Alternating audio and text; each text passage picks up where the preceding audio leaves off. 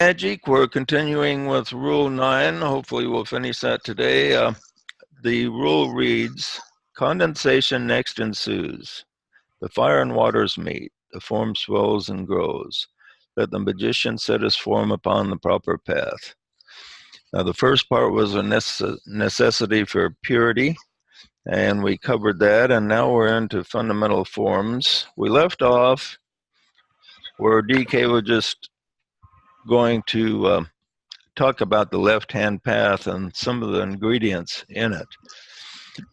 He talks a lot about the Dark Brothers and left-hand path throughout all his books, and he makes just 4 points here, but there are more to be made. Oh, somebody's got their needs to mute. I hear a squeakiness. Could be Stacy. I'm not sure. No, Stacy's muted. It's either Maria or Kristen. Oh, okay. Should I try? Okay. Oh, there you go. Oh, I didn't realize. Yeah, the little mic in the corner tells you if they're muted, huh? Okay. Yep. Okay, I don't hear it anymore, so that's good. Okay. So he says, the first ingredient of the left-hand path, he says, the left-hand path concerns the matter aspect, and the life poured into the form serves only to vitalize the atoms in substance. The potency of the love aspect, as wielded by the soul, is lacking. So that's an interesting statement that the left-hand path concerns matter. Matter without soul. Now, matter itself has evolved, and the evolution of matter, without the evolution of spirit in connection with it, is controlled pretty much by the left hand. And matter, as it evolves, is a good thing in the end, but it's one ingredient. The problem, and it's also something that's necessary. So the left-hand path, the evolution through the left-hand path, is actually an important ingredient in the universe as a whole, because but on the other hand, it's kind of like male and female. If you only had males or females, well, pretty soon the whole race would die out, because we need them both. And so you need the right-hand path is more consistent with using them both in a balanced way, whereas the left-hand path uses just half of the ingredient. The second point he makes here, he says, it forms physical, astral, and mental. Its forms lack soul energy, and by its forms it means physical, astral, and mental forms lack soul energy. So the left-hand path deals not only with the physical, but the astral, emotional, and also the mental, especially the lower mental forms. So the people and the individuals on the left-hand path use all of these things. The third, he says, it's a path of progress for substance or matter. It's not the path of progress for the soul aspect.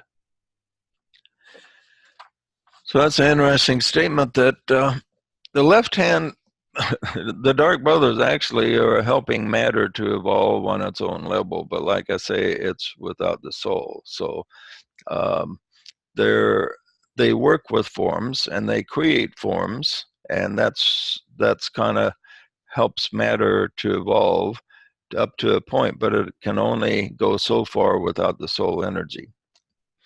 And the fourth point he makes here, all forms created at every stage are either confined to the left-hand path or embrace it and yet go beyond it and follow the right-hand way. This sentence provides food for thought, and its meaning is difficult to gather. It should be borne in mind that all forms, whether they follow the right or left-hand path, are alike up to a certain point. They travel the same progressive stages at one time in their career. They appear uniform and alike. Only when their purpose appears does the distinction become apparent, and hence the training of the aspirant in right motive as a preparatory step to the true occult work. Okay, it makes an interesting statement here. He says, at one point in their career, they appear uniform and alike. Well, let's take the creation of any organization, like the Masons, for instance. Masons are, a lot of people say they're like the work of the devil type thing. But whether it be the Masons or any organization, when a structure is created, it evolves so far, whether it's created, end product is left or right, it doesn't matter. They will move ahead at as an organization very similarly. It's only when the organization or the creation becomes usable, and in other words, its creation becomes developed enough that it becomes usable, that you find out whether or not it goes on the left or right hand path. For instance, look at the creation of a church or any other organization like Scientology, for instance. When it was first created, He's in a vacuum. you know, it looked like it was really headed the right direction when it was first created. It was going to help people become clear and advance their mental abilities. And then all of a sudden it all became about control. And so they wound up moving toward the left-hand path rather than the right. You find out when the intention, the motive behind the creation manifests, which direction it's on. Well, Curtis, good to see you.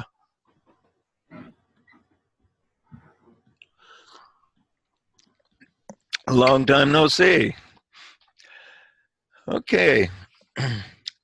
So that's very interesting. It's very interesting to contemplate the difference. And of course, one of the differences, the key difference to tell about the motive is whether or not they embrace the principle of freedom. When the left-hand path is taken, there's always a tighter and tighter restrictions on freedom of the human spirit. And when the right-hand path is taken, there's always more and more liberation, freeing of the human spirit, so it has more freedom of movement to move ahead. And so that's what happens. And so it's interesting that organizations can be created with the best of intentions and maybe even inspired. Like if you think maybe your church or organization is inspired, maybe it was at the beginning, but then as it developed, they restricted freedom more and more and concentrated more on the material side of life until they were definitely on benefiting the left-hand path rather than the right-hand path. And almost all JJ, yeah. Would let's take the Mormon, or not the Mormon, I mean the Mason organization as an example. Would you say that there's a higher or a secret agenda past what they allow the public to see, like the 33rd degree, you know, people who are going up into that organization, they think that's the highest they reach. Actually, there's an agenda above and beyond that that could be malevolent. Is that a possibility? I mean, I know it's a possibility, but it seems like there's a lot of organizations that go towards something in respects to that. Well, here's the way I think the Masons have developed. I think it was developed with good intent, and I think it's very ancient, but it's been revitalized several times. And in the last revitalization, people wanted to control the world in such a way that they could direct it toward world peace. So the tension there was pretty good. But then as it developed, they began to use the secret signs and tokens as a way to get their way in a material way rather than develop the spirit. So I think they denigrated to the left-hand path in the say 150 years ago or so, and they developed quite a few conspiracies. Now, when the founding of the country occurred, they were not solidly on the left-hand path. They were still following a path of at least good intentions. But then shortly after the foundation of this country, I think it moved toward the left hand, where they wanted to preserve their way and their material side of life rather than the spiritual side of life. And so they did some fairly sinister things, but I think the attention of the Dark Brothers has moved on to other things. The Masons are, fairly harmless organization at the present, except for maybe just a handful of them. But because the attention of the Dark Brothers moves, the focus of evil in the world moves around, and this is what baffles everybody, makes it hard for them to find them.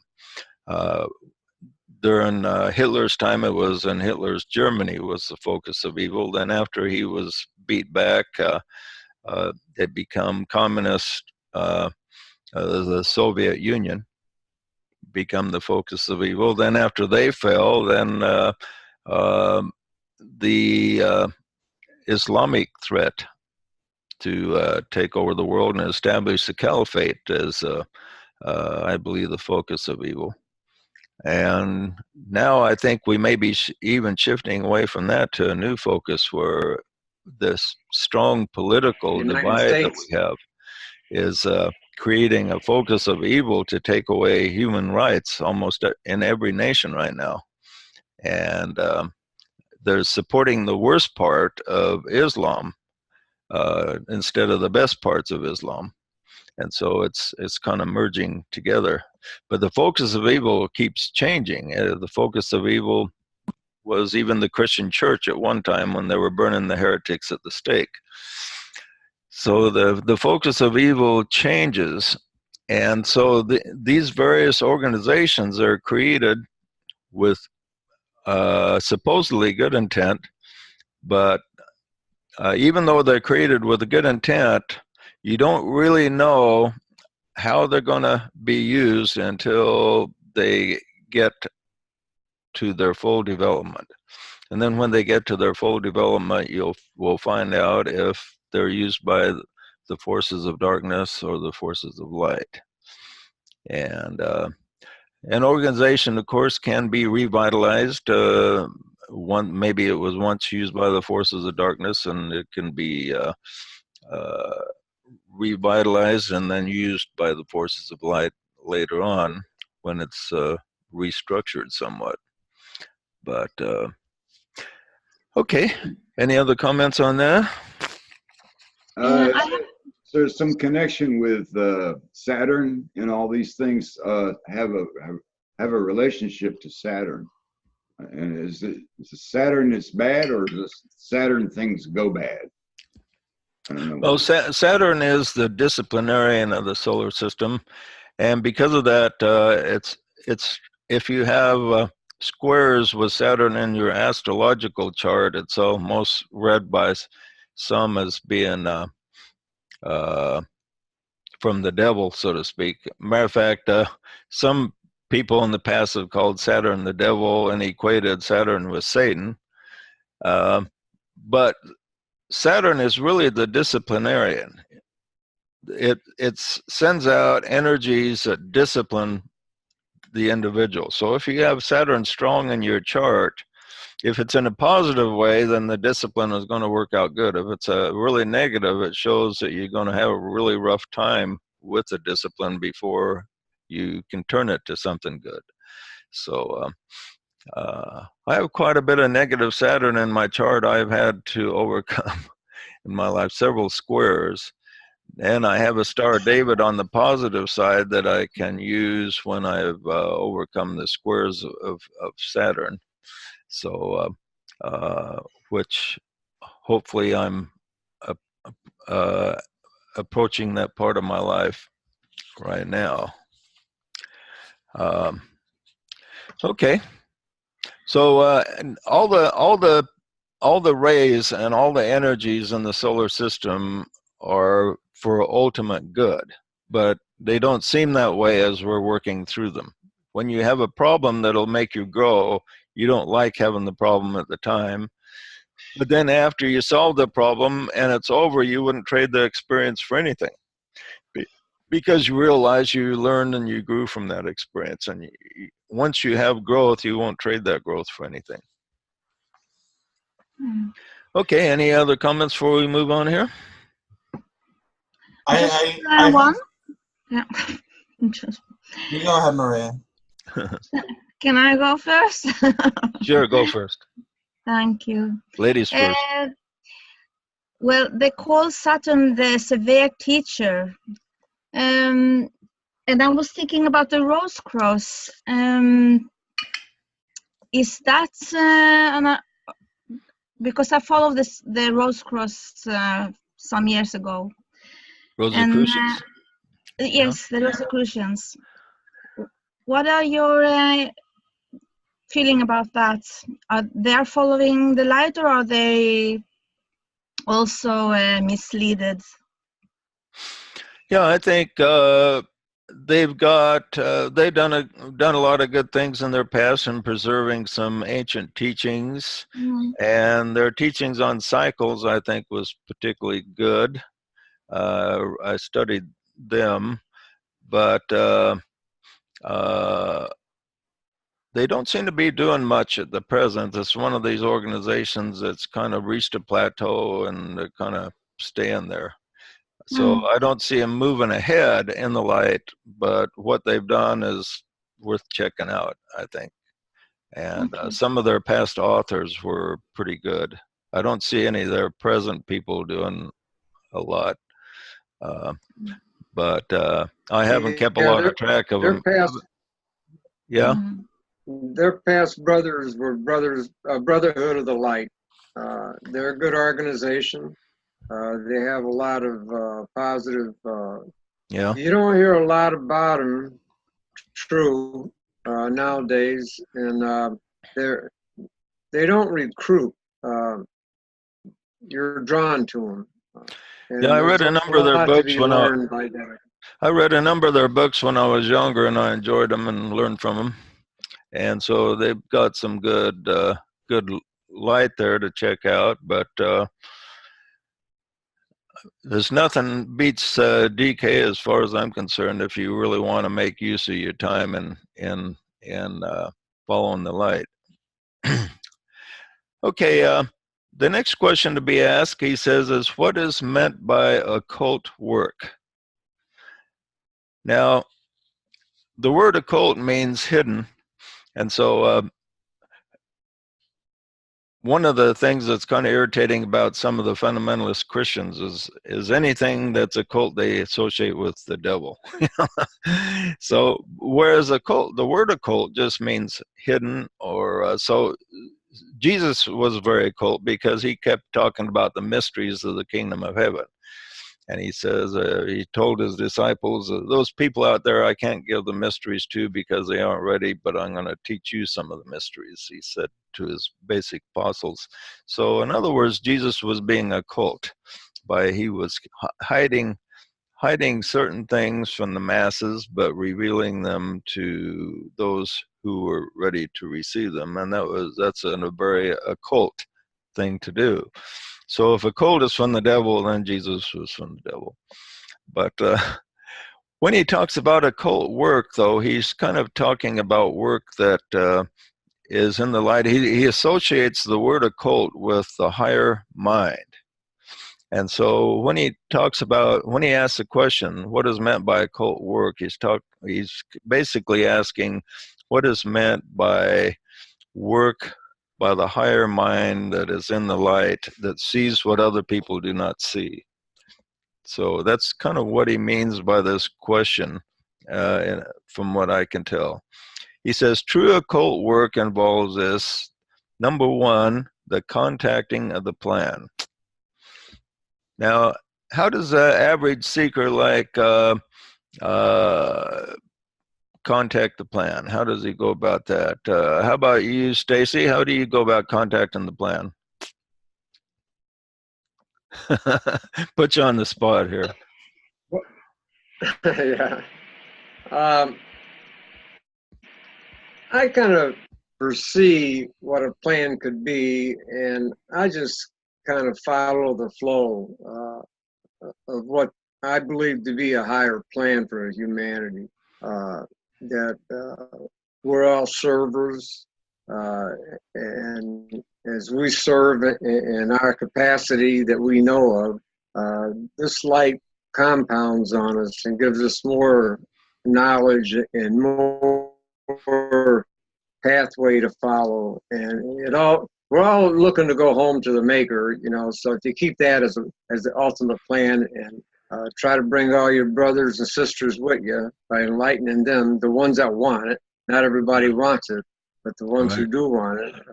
Right. So, so you're not presenting yourself as a service. Yeah, it's very rare to have an angel come down and say, "Okay, Stacy or Asaf, this is the plan." You know, don't think, probably nobody here has had that happen to them. But we all have a sense of the plan, and we get that sense from, where would you say, Darren? I'll take myself off mute. Sense of the plan, I would say that's from your spirit contact, wouldn't it? Right, the contact within yourself. Now, within yourself, would you say you have a sense of kind of where things are supposed to be headed? For myself, yes. For things outside of myself, less so. But I haven't been trying to find out what's been happening outside myself. I'm concentrating on where I should be, what I should be doing to further myself going. And okay, now one thing that's outside of yourself somewhat is the molecular relationship we're attempting to do. Do you feel that that's connected to the plan? I do. Yeah, I have do. a sense about that? And that's part of what my own self plan is to be involved with that and to be connected with that, and because it strikes me as something that enhances unity and purpose in increasing, bringing the plan, like as in the Lord's Prayer, what's in heaven, to bring it down to earth. And for me to be a part of that is something that I felt compelled to be a part of. Okay. Okay, then, so we look inside ourselves and there's a plan for us in our life. Our soul has a plan for us. Okay, that's the most important thing to grasp as an individual. Then after you get a grasp of that, you'll get a sense of things happening outside of our own little world that are also part of the plan.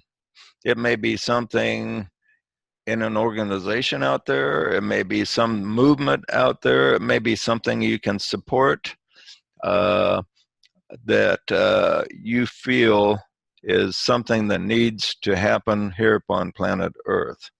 Okay, and this is something that now we as a group here, most people here feel that the creating a cohesive relationship among us is part of the plan. The group of New World servers, which are scattered throughout the entire world and involves many people that we don't know, them connecting spiritually is also part of the plan, and working together, headed certain directions. Okay, the work of thought form building is part of the occult work, and this is kind of the whole message of the Treatise on White Magic, is how to create something of good intention that will benefit the right-hand path through your own thoughts, and then bringing those thoughts into reality. Sometimes that's kind of hard to do, huh, Curtis? Let old Curtis have a say here. Well, good to be back. Yeah. Looks Yeah, like, why do you think it's so hard to create spiritual thought forms that haven't been here before, like we've been talking about the molecule a little bit? What do you think that's so difficult to bring these things down to planet Earth? well, first of all, it's new to us. It's not new to members of the hierarchy. It's new Right. to us, and so we encounter a lot of opposition along the way from old ideas, from friends, relatives, especially people that are members of organized religion. It's amazing when I got a email from one of my earlier missionary companions begging me to get back into the church and how I'd strayed and gone on the wrong path and Yeah. he'd do anything. He'd come over from England to baptize me if I'd just be willing. And so, you know, we get a lot of influence from sources that may mean well, but don't really see a greater measure of light. So, you know, it requires a centered focus to really stay on the light, on the right path, and through contact your own soul. As far as the plan, I think you're right. I think we all have that inbred, inborn in us, even in our DNA. There are genes that would support our journey on the path. And I think those of us who are interested in the molecular relationship are those who are listening to our soul as it resonates through our own DNA. And that's why it becomes crystal clear to us that, you know, we're the path that we need to follow. But a lot of opposition comes from different sources. Could be a spouse, could be your best friend. Remember Neil Goodfellow? He was my best friend, and till you came along. And then, you know, you awakened in me a certain message that I was already beginning to be in touch with that he wasn't. So there was an influence that I had to overcome. Yeah. So, you know, they're everywhere. That's just the nature of the beast, so to speak. Right. That's if you're creating a material organization that makes money and stuff like that, then it's really easy to draw people to it because people like to make money, get new cars and new houses and stuff. But creating something spiritual, and you'll notice the spiritual people that are successful usually charge like $1,500 an hour or something like that, and they make a lot of money. So, JJ, you're gonna start charging more. right. But the people that give away their free teachings with the idea freely I received and freely I will give type of attitude don't get very far. It takes a lot more energy. And Jesus himself, after all the miracles he did, you know, how many people came to the cross supporting him at that time? There was maybe half a dozen people at the feet of the cross when he was being crucified. And after his resurrection, there was only 120 people gathered. And so after all that he did, all the crowds he drew, how many people did he feed? The 5,000? 5,000 people come to see him when he gave them fish and bread. When he gave them something material, he gathered 5,000 people really easy. But when it was just the pure words of the Spirit, he only had 120. And when he was in his greatest hour of need at the cross, there was maybe only half a dozen that was gathered there. So that's interesting to contemplate. The higher the spiritual energy, the more difficult it is to make the penetration. But when the penetration is made, then great things can happen. Like Jesus brought heaven and earth together and created an organization that influenced billions of people eventually.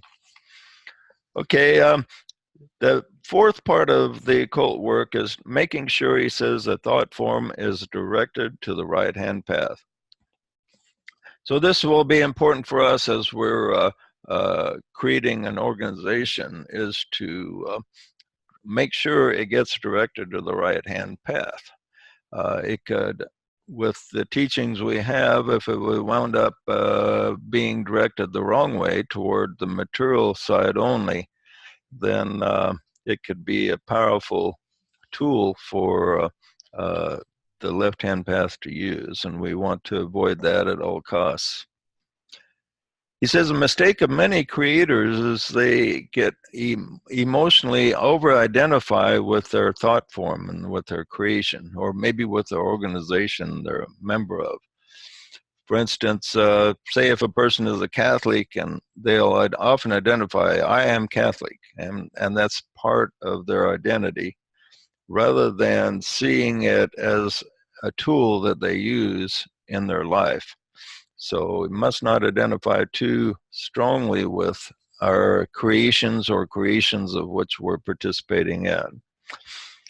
It might be briefly added, he says, that anything that tends to increase the power of matter and add to the potent energy of form substance produces a tendency toward the left-hand path and a gradual attraction away from the plan and the purpose which it veils and hides. So he says all forms hide something from the spirit, and if that is hidden, so only the form is used, and there's a danger of the left-hand path.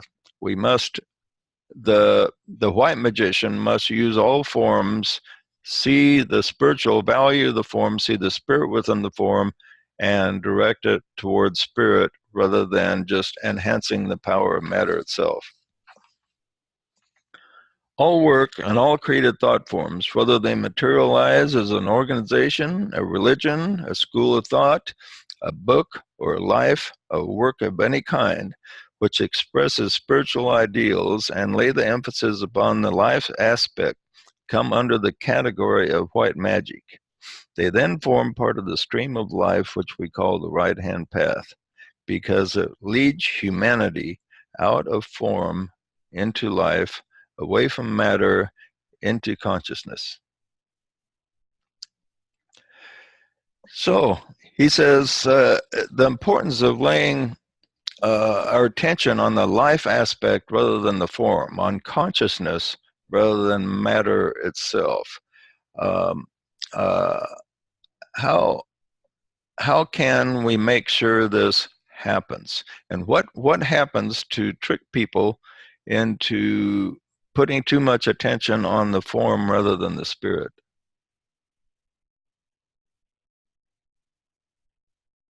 All matter obsesses consciousness. Matter has a magnetic attraction. Right. You know, it's like a little bit like a lot of these people use Christianity as a way to get ahead. They say, well, Christ teaches us about more abundance, and so they come up with these materialistic ideas to use Christianity to get rich, you know. And it's fine to make money, but that's not the ultimate goal of spirit, is to get rich and get more entrenched into materialism, but to focus on consciousness. And too many Christians, for instance, focus on getting rich and ahead rather than developing a higher spiritual consciousness. And this is the difference between the right and left-hand path. The emphasis will be on raising your consciousness up to a higher level, whereas the left-hand path will be putting your consciousness on getting ahead and succeeding in the materialistic world. And you can do both, but we want, as our main focus of consciousness, is to raise our spiritual sights up higher. Okay, he quotes this from. He says this is a quote from a master. He doesn't say what master, but he says he's quoting another master here.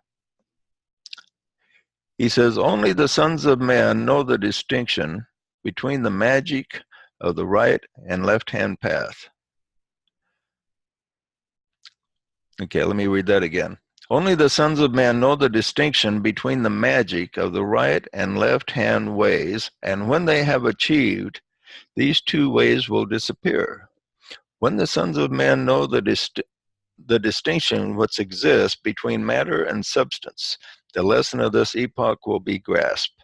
Other lessons will be left, but this one passes. Matter and substance together work their way out of darkness. Substance and purpose blended indicate the way of life, the way of light." Okay, so this division we have now between the left and right hand path will eventually pass. We will eventually solve it, and we will move ahead, and then we'll have another obstacle to overcome. There's always some duality. Asaf says he's taken off. Good night, Asaf.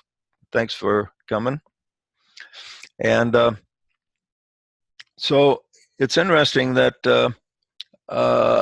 when the lesson has been learned, then we'll be given a new lesson. It'll probably be quite some time in the future before we completely absorb that, probably thousands of years in the future, but the time will come when the left and right hand path will change. And this is one thing that DK says, that one of the things the hierarchy is trying to do is to raise what people see as good and evil up to a higher level. And when it's moved up to a higher level, that which was good in the past now becomes the evil.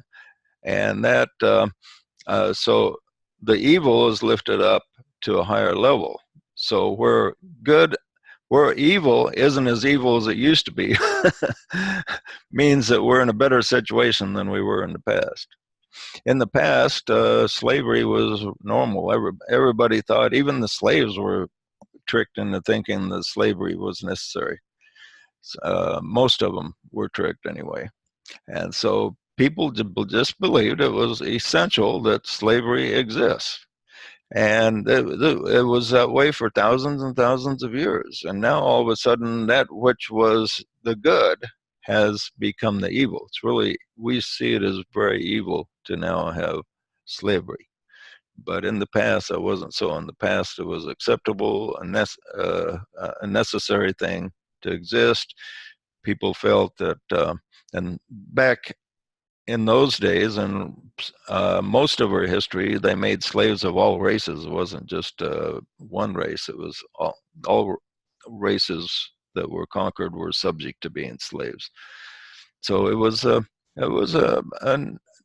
considered a good thing for society as a whole back in that time. Now we see that as evil. The point of that which was good in one time becomes the evil of another. And he says the purpose of the hierarchy, one of the main purposes, is to lift it up. And he says they're working on that right now, so that which we have been considering to be the good will be the new evil. And then we'll be working on a higher good. The higher good will be a cooperative society that's not so competitive, that has more equality and brotherhood, and hopefully we will be able to achieve that. Okay, I'll just read. Next week we're going to start Rule 10. And Rule 10 is, I believe, the longest. He spends more time on this than anything else. It's about 70 pages. So we're going to cover this in quite a bit of depth. I'll just read the rule and then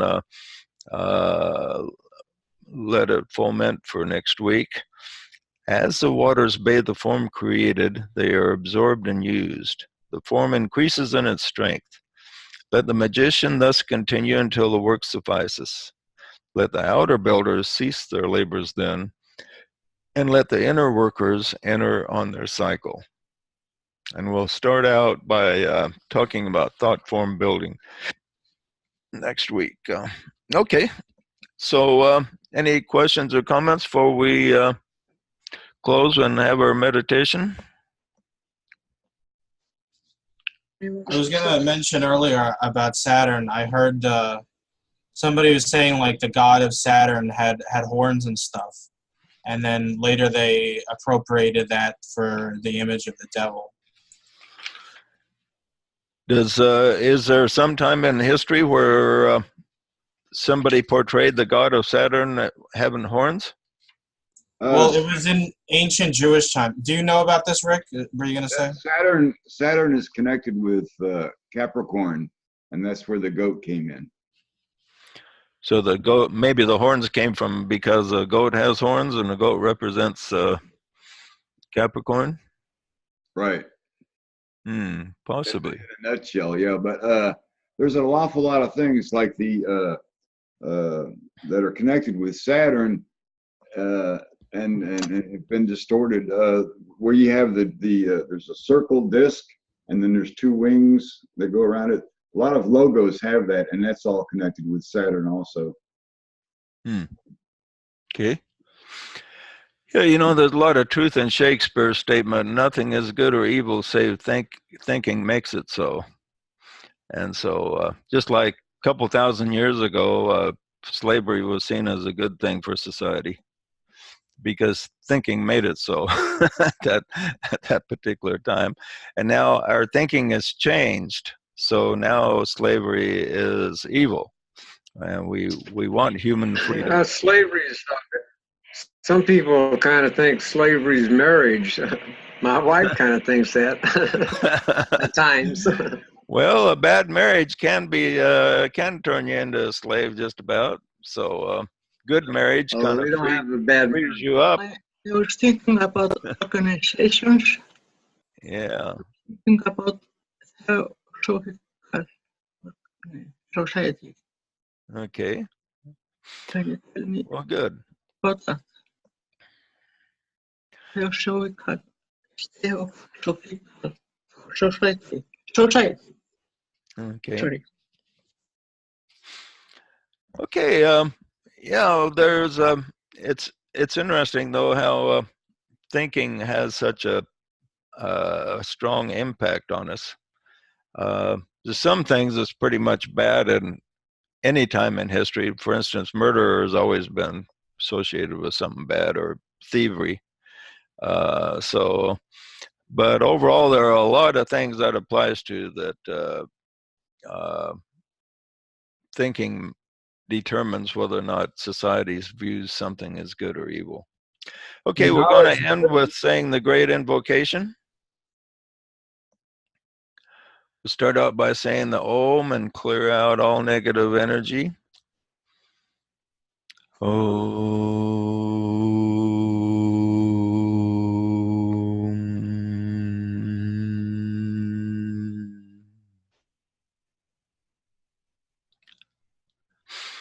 From the point of light within the mind of God, let light stream forth into the minds of men.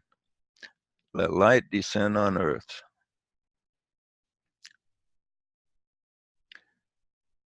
Visualize the point of light above us, directly above us. From the point of light streams forth. Think of the word stream. It streams forth in great abundance. First of all, a point, and then suddenly it's multiplying geometrically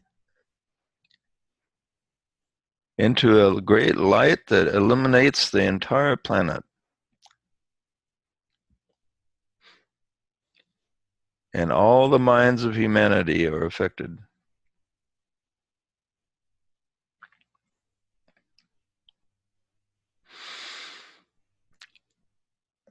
From the point of love within the heart of God, Let love stream forth into the hearts of men. May Christ return to earth.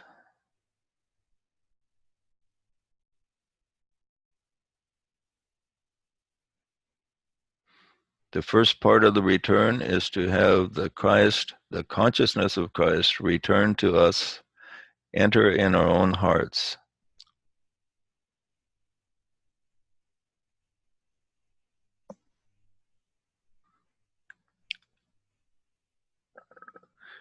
And when enough are ready, when enough have this happen,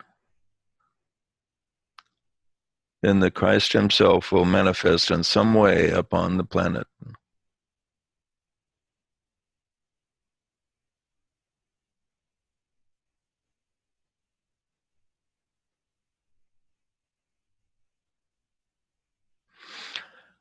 From the center where the will of God is known, let purpose guide the little wills of men, the purpose which the masters know and serve.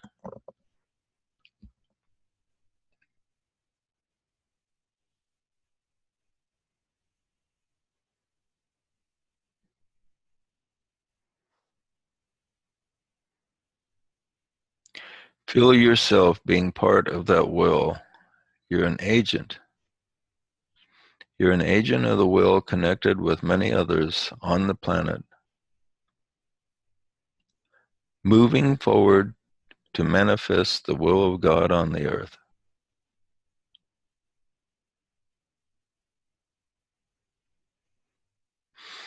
From the center which we call the race of man, let the plan of love and light work out, and may it seal the door where evil dwells.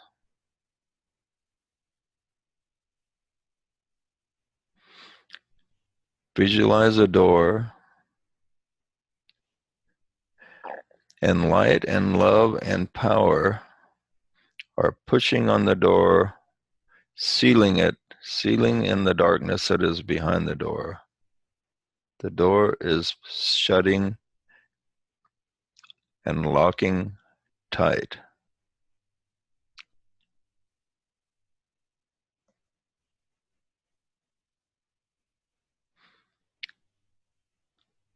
And there's only light and love outside the door, on this side of the door.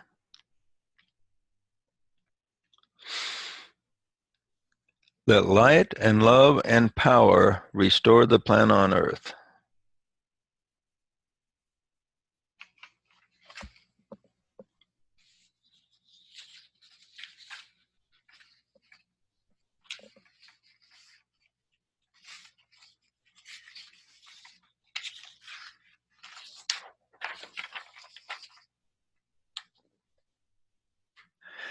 Repeat, let light and love and power restore the plan on earth. Oh.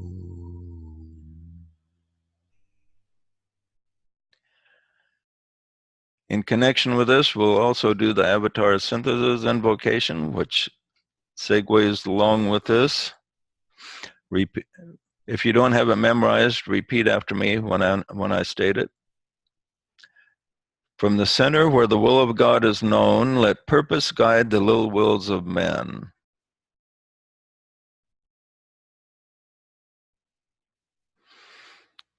Let the one great life manifest its purpose and send forth his avatar.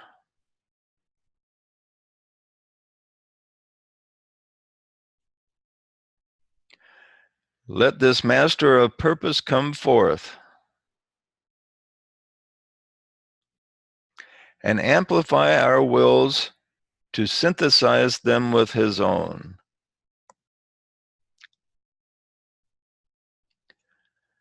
Giving us power to serve.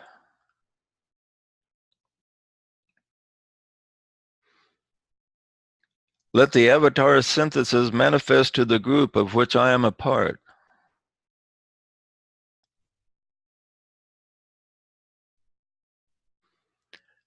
That we may prepare the earth for the lords of light and love.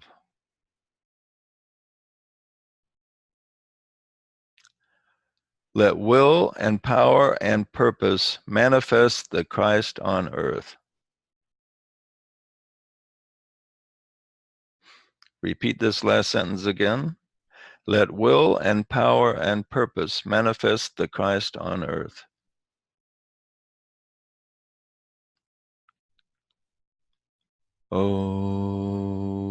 Om, om, om, om, om, om, om, om.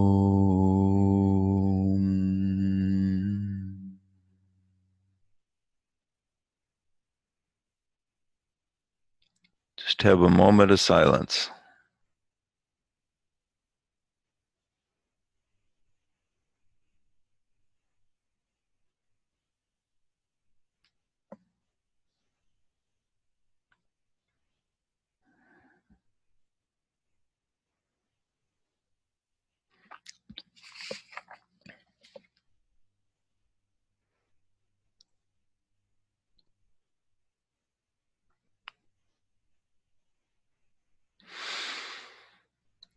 Okay, my friends, any comments or questions before we sign off?